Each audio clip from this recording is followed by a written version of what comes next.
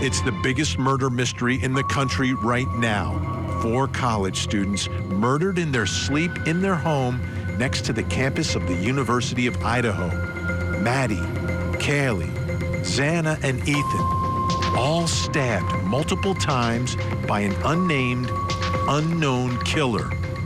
Meanwhile, unanswered questions and fear are permeating the air around campus.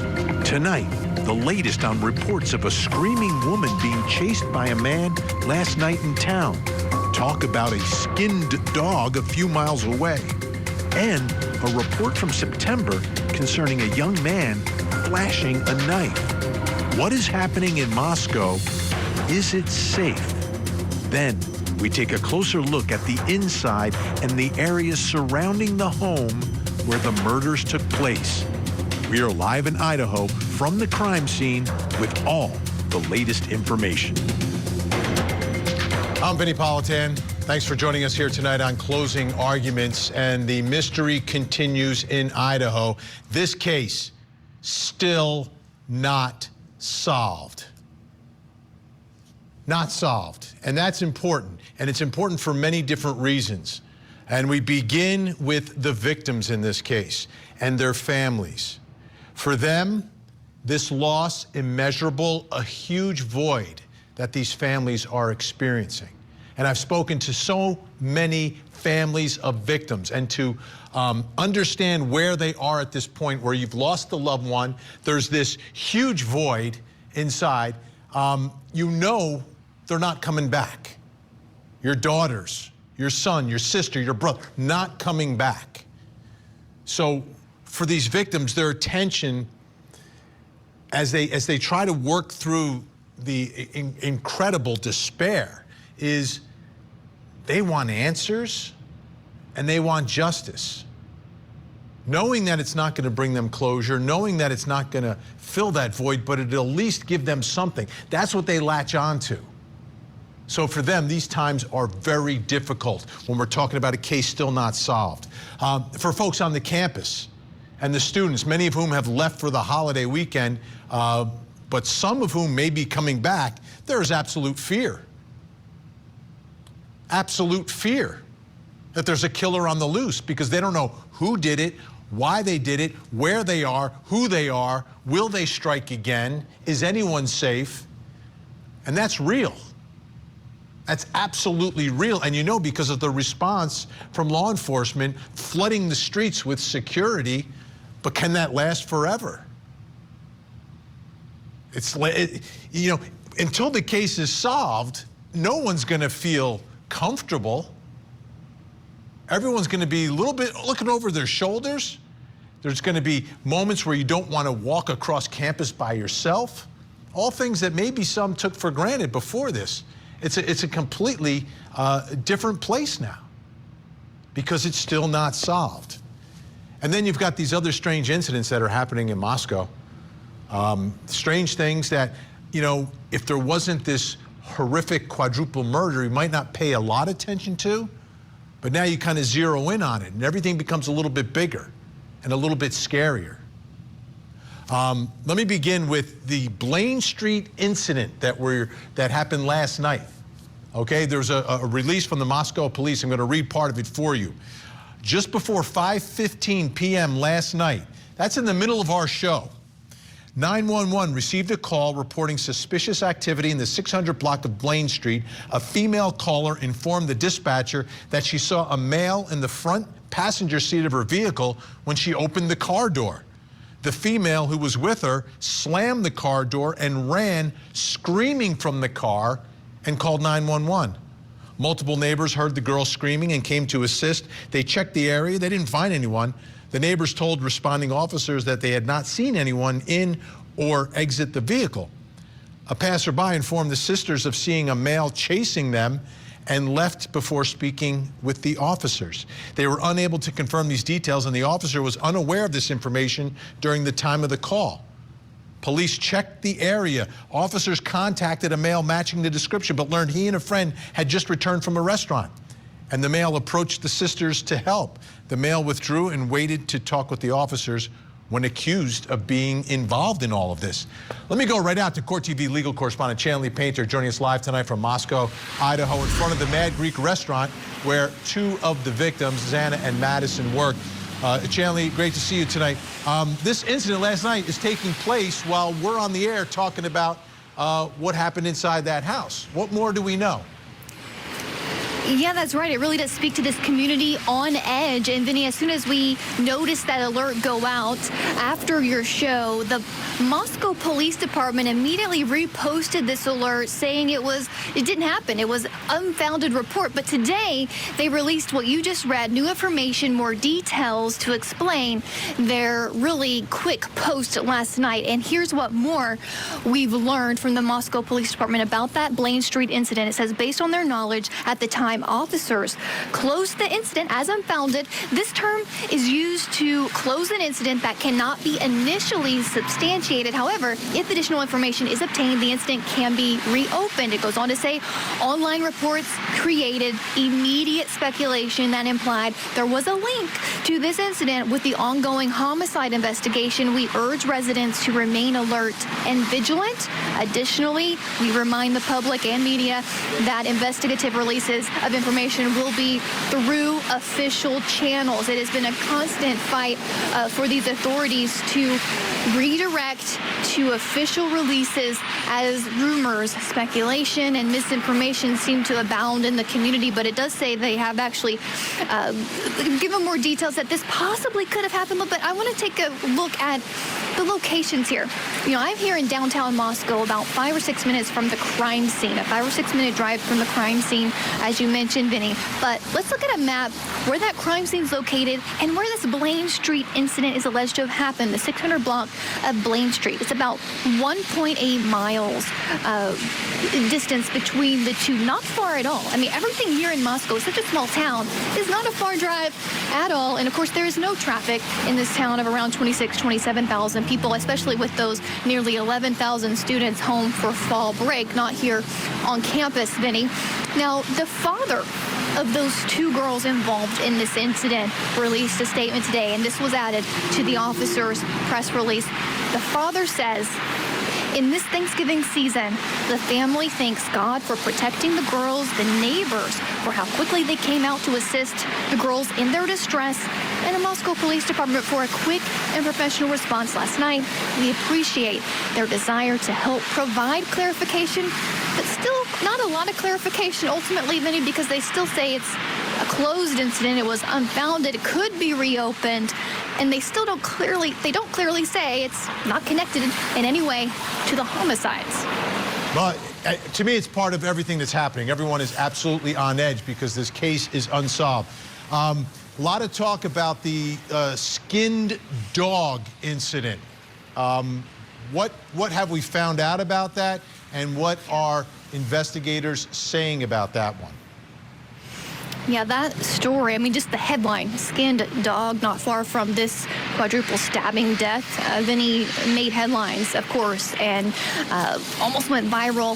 The authorities shooting down any relation between that and this incident. But the Daily Mail on November 20th actually reported this in their publication, saying that meanwhile, local sleuths on Facebook have connected the killings to the story of a man who found his neighbor's dog skinned alive just 2 miles away from where they were last seen. So that again increased the anxiousness of this community. Not only the skinned dog, but also there was another animal, weird animal killing weeks before this dog.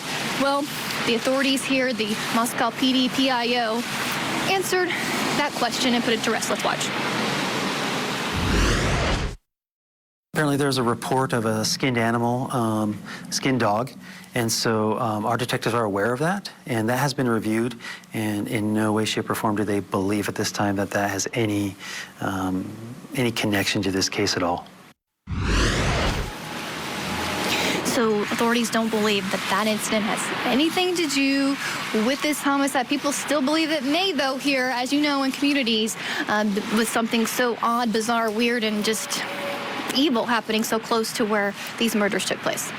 Now, there was something else that came out very early in the investigation. I remember it was posted there was a vandal alert. Now, the University of Idaho, they're known as the Vandals. So there was an alert sent out on September 12th. What was that alert about? And again, this is 2 months before the murders. Yeah, this is Vandal Nation. You can look for signs all over town saying Vandal Strong. Now, that's the slogan after this quadruple homicide, Vinny. But yes, about a month before, in September, a concerned parent shared an email alert, this Vandal alert from September with Fox News Digital. Here's what the alert said. It said a group of students were threatened by a man with a knife on Paradise Path. The suspect was described as a white male, 18 to 22, wearing black clothes and a black baseball cap. No one was harmed. Well, this rumor, this theory, this supposed relationship between that, maybe with this homicide, came up at a press conference and the chief of police addressed it. Let's watch. On September 12th, there was a vandal alert that was sent out about a potential stabbing threat on Paradise Path. Does this have any connection with what we've seen so far? Not that we know of it, but we're following up every lead. Every piece of information we get, we are following up to ensure that nothing has gone unturned. We want to have the individual identified, who is the suspect of this eventually. So we are literally looking into every aspect of everything. So of these 3 incidents that have really made the circuits around here, the police definitively ruling out that skin-to-dog incident, but of the other 2, not as clear, saying that they weren't connected to this homicide. A lot of unanswered questions continue here in Moscow, Idaho, Vinny. Absolutely. The biggest one, who is responsible? Chanley, stand by. I want to bring in our guest tonight. We've got some heavy hitters tonight. Join us tonight in Los Angeles, California, Jim Clemente, former FBI agent and profiler, executive producer of the new true crime podcast series, Talk to Me, and a SpyX.com expert. Great to see you. In Long Island, New York, former homicide detective Pat Portella. Awesome. In Salt Lake City, Utah, retired police commander, host of the Profiling Evil podcast, Mike King. And in New York, professor emeritus of forensic science at John Jay College of Criminal Justice, Dr. Lawrence Kobylsky. I told you the heavy hitters tonight. Great to have everyone here. Amazing. Jim, let me start with you. All these other incidents, you're trying to figure out who this person or people are. Is this stuff relevant? Is it important? Can it be dismissed quickly? What are your thoughts? Well, I think certainly it's relevant. You have to look at every possible lead, as the police officer said. But in terms of the skin dog, people are making sort of connections between what we used to call the homicidal triad, bedwetting, cruelty to animals, and fire setting being a precursor to serial killing. And typically that kind of thing takes place over many years, not over a matter of weeks. A transition from animal killing to dogs, to people. Killing dogs to people usually takes years to develop from that. But the only incident that I would say that actually is very troubling is obviously a man wielding a knife and threatening students. That is a potential connection, but as he said, they have no absolute connection to it at this point. And I would expect that further investigation would be able to reveal whether or not these 2 incidents would be related. Pat Portella, you're investigating a homicide here, 4 homicides. When it's this high profile and there's this much chatter, everyone's going to talk about everything. Is it difficult to stay focused? Is it a distraction, or can you, in fact, get some additional information and leads when everyone is talking about it and everyone is providing whatever information they think may be relevant? Well, you certainly want the public to chime in and tell you what they see and what's going on. As far as it being a distraction, you have a lead detective on the case. And he's got a guy that's assisting him. And then you have all these other detectives that are working around peripherally. And those are the guys that are going to follow up these leads that are coming in. The community has a heightened sense of alertness, so they're going to be calling the police for anything that may be related. And everything has to be investigated. It takes time, it takes manpower, but the lead detective is focused on all the other detectives gathering this information and bringing it to him. And they kind of sort through that. So it's not really a distraction to him, but it's definitely something that has to be looked into, and every lead has to be ran down. Mike King, Profiling Evil podcast. This is evil, but you've got a campus of young people who got out of town. Some of them may come back, some may stay home and study remotely, but you still have people who live there. They are on edge. They are scared, and I could see there being many more reports before this thing is solved of people making calls, people being scared, like those two young women who are screaming, running away from their cars.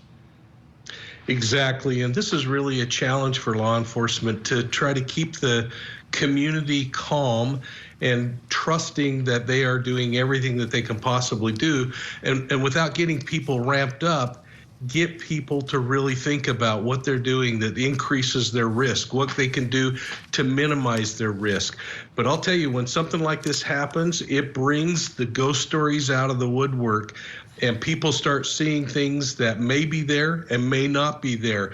And police unfounding this case is really interesting to me, Vinny, on the girls, because are they unfounding the case because they don't believe it?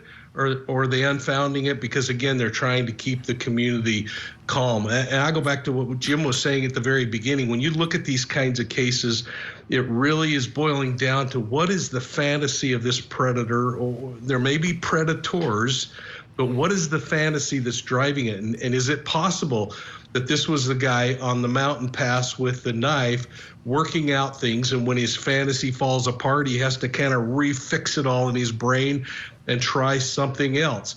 And is that trying something else for kids that are asleep?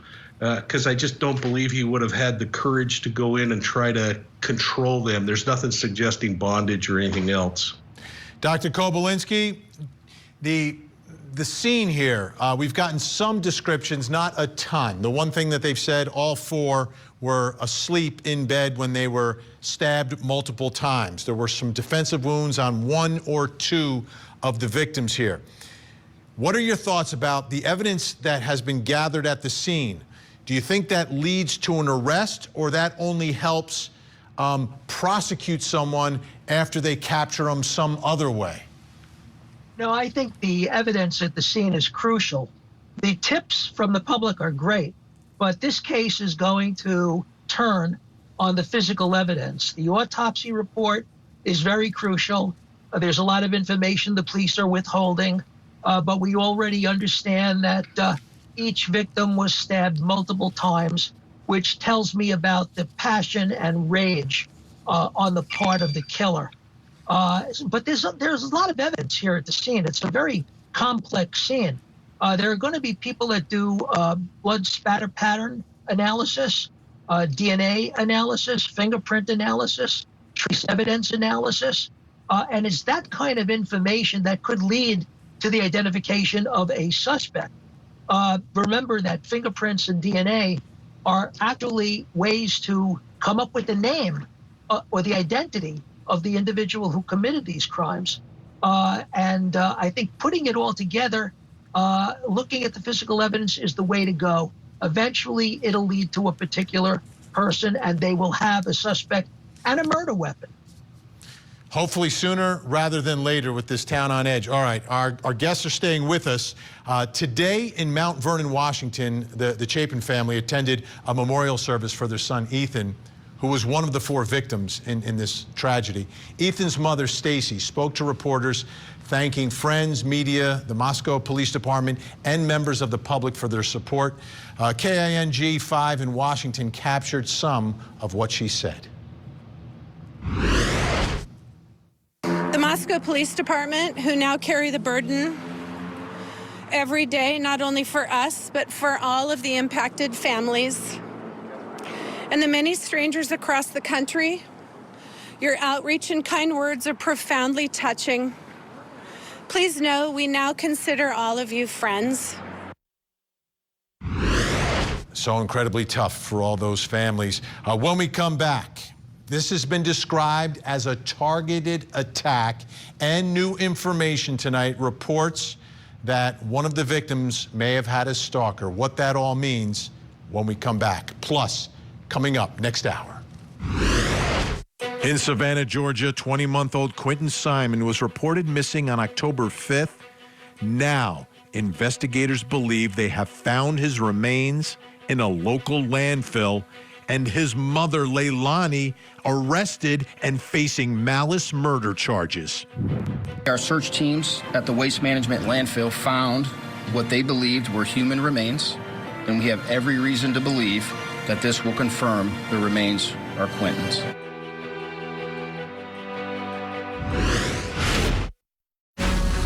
Everybody was there, and we had dinner. Next thing you know, the last 2 bullets went directly in my head.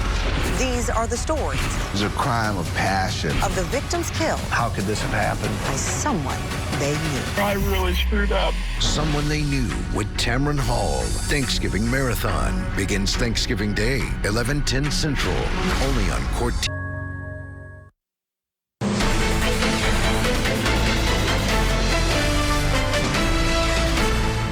Based on details at the scene, we believe this was an isolated, targeted attack on our victims.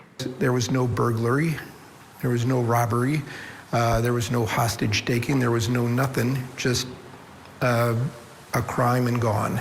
Based on the information from the scene, the facts that we know, the autopsy report, those types of things, we really still do believe that it was a targeted event. We believe they're targeted because we take a totality of all the circumstances that we're looking at.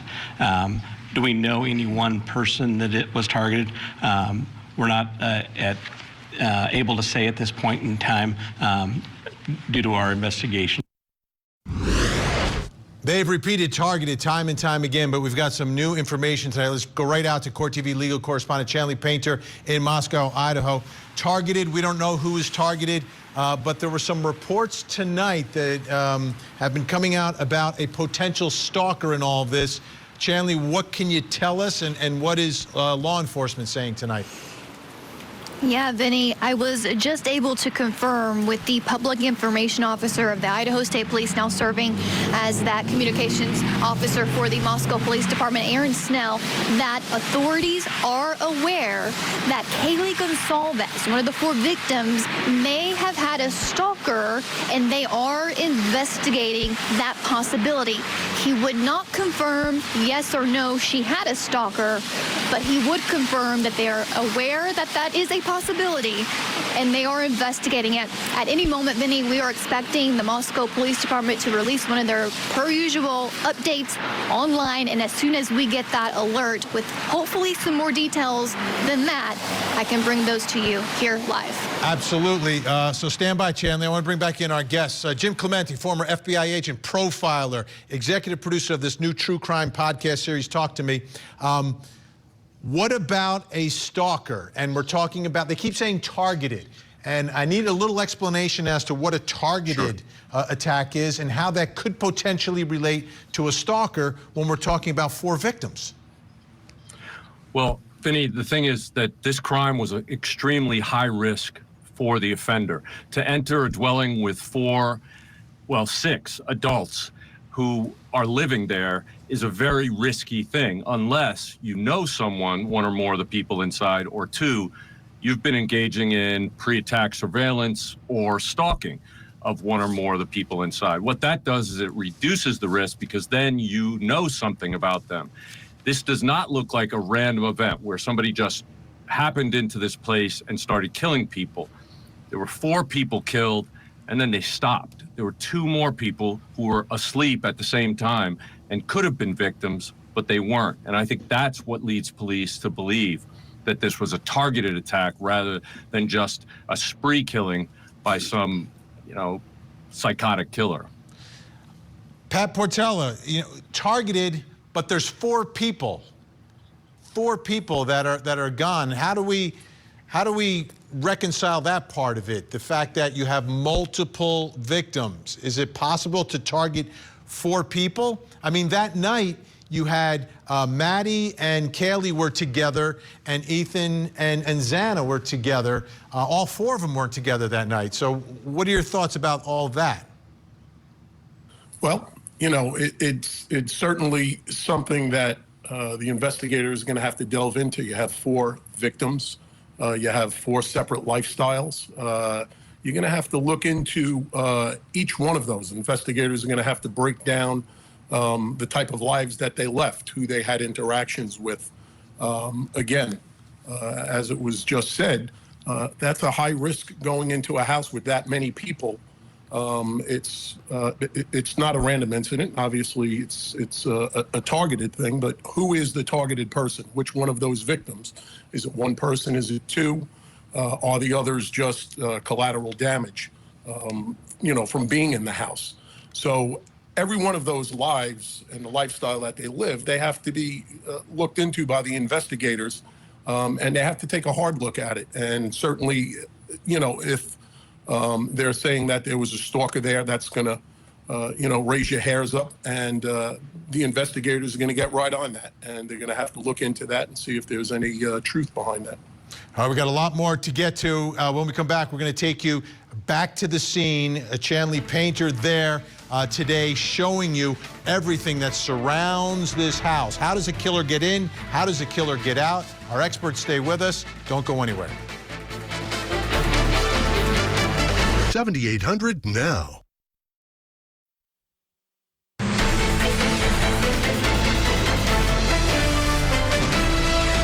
Welcome back. We're going to go right back out to Court TV legal correspondent Chanley Painter in Idaho. Chanley, I know you were walking around the crime scene today. What do you have for us? Vinny, before I actually get to what I learned at the crime scene today, I have more details on the possibility that one of the victims, Kaylee Gonsalves, had a stalker and what the authorities are saying tonight. Minutes ago, they posted this update. This is what it says.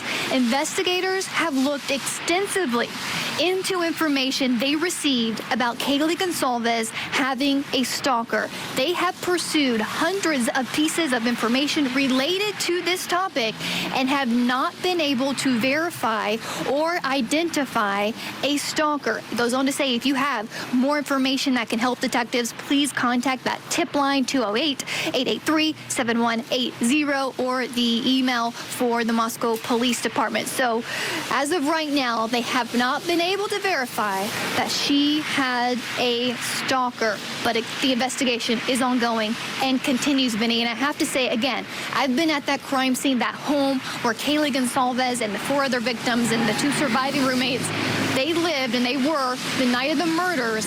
And I put together, along with my photographer and my producer, this package that shows you around the property and possible points of entry if in fact someone like a stalker had anything to do with this crime. Let's watch.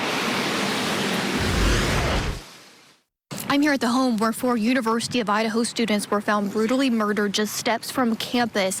This is week 2. This is what the crime scene looks like. You can see that community members continue to bring flowers and photos and notes here as a growing memorial out front of the home. But what you also notice is that the authorities still have the home and the property blocked off with this police tape.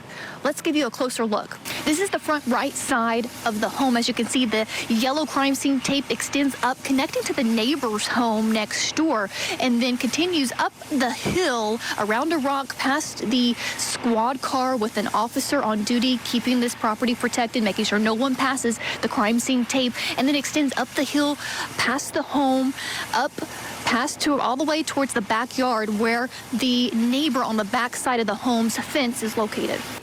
So I walked back up this way a little bit to give you a different angle, showing the neighboring houses on the right side, the front side of this home. We can't walk around that direction because this property is right next to private property, the neighbor's property, and that's blocked off and not accessible. But this is a different angle of what that would look like on the right side with the crime scene tape. I've moved up the hill a little more. I'm now in the corner where the property is of the crime scene and where you can see just steps to my right, the neighboring apartment building complex where many people live. The man that lives in this immediate apartment told me that this area, this corner, usually is pitch black when the sun goes down. But since these murders happened, the man says that the light bulb has been replaced in this light over his front door, illuminating this area. I also want to point out to my left on the road, right here, you can see tire tracks on the asphalt. This is where crime scene forensics teams were measuring and photographing this evidence just a few days ago. Okay, now I'm making my way up the front left side of this crime scene property. I'm following the yellow police tape. I wouldn't, where I'm standing right now, be able to safely make my way to the front door because there's a steep drop off here with the road and where the property is, but I'm only about 15 yards from that front door right there. Authorities arrived around noon, November 13th. This door was found wide open. The 2 surviving roommates are said to have slept and lived on this bottom floor. Inside this front door to the immediate left is a staircase that leads up to the second level. You may can see through this window the good vibes, neon lights. That is the living room area of this home where that staircase leads. And I continue, of course, can walk up this hill along the side of the home, following the police tape. And as I do, I become closer and closer to this home. Now I'm only a few feet away from it. As I make my way up the left side of the home following this crime scene tape, you can see that this house is built into the side of a hill, and these steel posts are here, which seems to indicate that there used to be a fence at one point along this side of the home, but there's not one now. So other than this yellow crime scene tape, which right here, I could easily just step onto this property without any sort of barrier. I've now made my way up the hill where you can see the back of the home. This balcony is the 3rd floor of the home. These windows next to the balcony, I believe, is a bedroom, possibly where 1 or 2 of the victims were found stabbed to death. If my photographer moves down to the 2nd floor here, which would be ground level because, again, this house is built into a hill. I believe that's also a bedroom on the 2nd floor next to the kitchen, where I also believe possibly one of the victims was found stabbed to death. And from where I'm standing right here, on this public road, I can easily see into any of these windows. And also, just to note, right here where I'm standing, this crime scene tape was extended starting about right here through to my right, covering this back portion of this parking lot. So for a couple of hours on week 2, that car could not have just driven through this area because investigators blocked off this entire parking lot so they could assess this backyard more fully.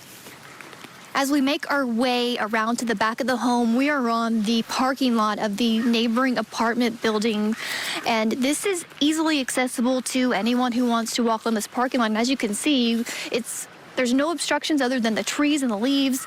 To the back of this home, you can see the back patio, you can see the back glass sliding doors, you can see into the windows.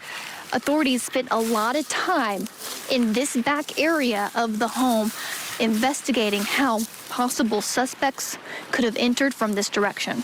And we're still here on the apartment building's parking lot. This is where the yellow crime scene tape ends. On this side, it is bordered on the other side by the fences of the neighbor's private property. And then from here up, it's just uphill to more homes in that direction. But this downhill is the crime scene. And I want to show you one more thing. Authorities spent a lot of time right here in the backyard where the parking lot is. I'm right next to the crime scene tape, and I have a direct view into the back glass sliding doors, the concrete slab. Those sliding doors lead to the kitchen area on the 2nd floor of the home that further goes into the living room area. Authorities were seen going up and down this hill from this point, other points to that door, presumably trying to determine how someone could access the home from this direction where there are no street lights. It's completely dark, pitch black when the sun goes down, and would be at 3 a.m. or 4 a.m. in the morning. So hopefully this tour of the crime scene tape rope-off, gives everyone a better perspective on how the investigation is going here in Moscow, Idaho. And Vinny, on my way back down the hill there to the front of the house, I noticed one more thing that I didn't point out in that package, And on the 3rd floor bedroom that I showed you with the balcony, the windows right there, Vinny, there's a letter M, giant letter M, like decoration there on the windowsill. And that may have been the room where Maddie Mogen was living at the time of her murder. Chanley Painter, thank you so much for that. I want to go right to my guests and get some reaction. Mike King, retired police commander, host of Profiling Evil. What are your thoughts about what Chanley just showed us as we got finally a good look at this scene? Yeah, I actually did a great job. And I think the thing that jumped out to me the most, Vinny, is I'm not sure still about the lighting from the front of that home and whether there was a porch line on or not. But what we do know is that the victims were on floors 2 and 3, and that backyard, and we could see it from her, the images that the cameraman provided show us those sliding doors, show us access, but most importantly, it shows us the concealment that's available to a predator that might be hiding. As she said, it's pitch black back there. And what a great way for a person to surveil what's going on inside of that home and make his entry into the home and exit from the area. Yeah, you could wait for those lights to go out when they got home and they were asleep. Dr. Kobolinski, your thoughts about the investigation. As Chanley was describing, they were going through that whole area trying to figure out how a killer could get out and whether or not there was any evidence left behind. Yeah, I think the focus for me, at least initially, would be to establish the point of entry. Point of exit, also important, but not as important. The point of entry, it did not appear to be an obvious break-in. In other words, is it possible that the perpetrator had the code to get into the front door, or did the person gain entry through one of the sliding door in the back? And I think that's very important because that's the area to cover with, looking for fingerprints and other trace evidence. Once inside, you can easily gain access to all 3 floors. The design, the architecture is a little odd because of the way the house is built. Lighting is obviously important, but this person obviously does not like lighting. He wants to have cover for his activities. So I think I'll stop with that. That's most important to me, point of entry. Jim Clemente, your reaction to what we saw from the scene in light of some of the other information that investigators, again, looking for a potential stalker. Yeah, well, there's plenty of room, space, and opportunity for somebody to surveil that house without being seen at all from that parking lot area or the wooded area right behind it. I think it's interesting that the 2 victims who survived were on the ground floor, and that would lead me to believe that it's possible that the entry and exit was done from the 2nd or 3rd floor. And that's why the people downstairs survived. I guess it's also possible that if it was targeted, that the offender attacked whoever was on the floor that he came in on, and then went and actually found somebody else who may have been the actual target. And then once he actually found the person he was targeting, or persons, that's when he left. A big thank you to everyone. Jim Clemente, again, Talk to Me is the new podcast series that's coming out. Pat Portella, great to see you. Mike King, always great. Dr. K, appreciate your time. If we don't speak, have a great Thanksgiving weekend and enjoy your loved ones. We appreciate